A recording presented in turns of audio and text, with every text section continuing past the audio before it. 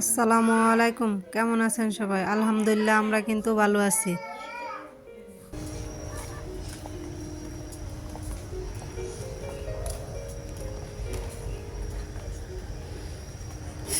এই তো আমরা কিন্তু আমার বোনের বাড়ি থেকে এখন আমার মামার বাড়ি যাচ্ছি, মানে নানির বাড়ি।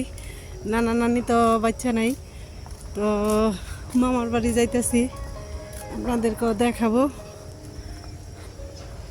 আমার মামার বাড়ি আর আমার বোনের বাড়ি কিন্তু কাছাকাছি, এই একটু রাস্তা গেলেই আর কি।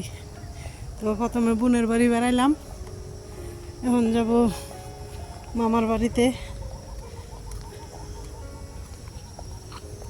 এদিক দিয়ে শুধু সবজি ক্ষেত আর সবজি ক্ষেত, দেখলে মন ভালো হয়ে যায়।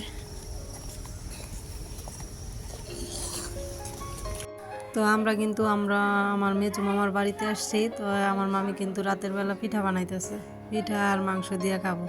তা যারা যারা ধৈর্য সহকারে এতক্ষণ ধরে আমার ভিডিওটি দেখছেন, প্লিজ লাইক দিয়ে ভিডিওটি কন্টিনিউ করবেন। তো যদি আপনারা আমার চ্যানেলে নতুন হয়ে থাকেন, প্লিজ চ্যানেলটা সাবস্ক্রাইব করে আমার পাশে থেকে যাবেন, নোটিফিকেশন অন করে রাখবেন যাতে ভিডিও ছাড়ার সাথে সাথে আপনাদের কাছে পৌঁছে যায়। তো এই তো আমার মামি কিন্তু পিঠা বানাই দিতেছে আর আমরা পাকঘরে বসে গরম গরম পিঠা খাইতেছি।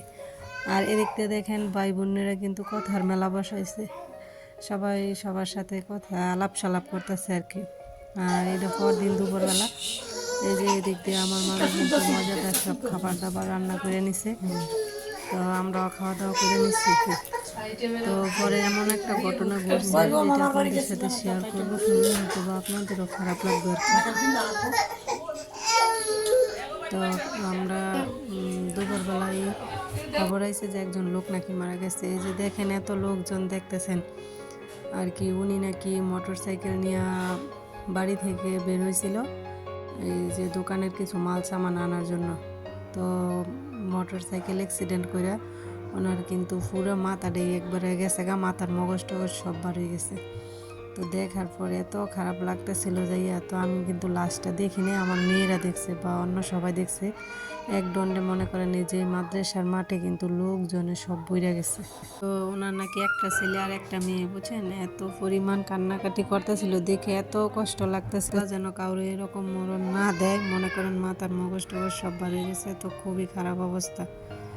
তো বউ বাচ্চা একবারে মনে করেন যে পাগলের মতো অবস্থা। তো দোয়া করি আল্লাহ ওনারা জান্নাত নসিব করুক।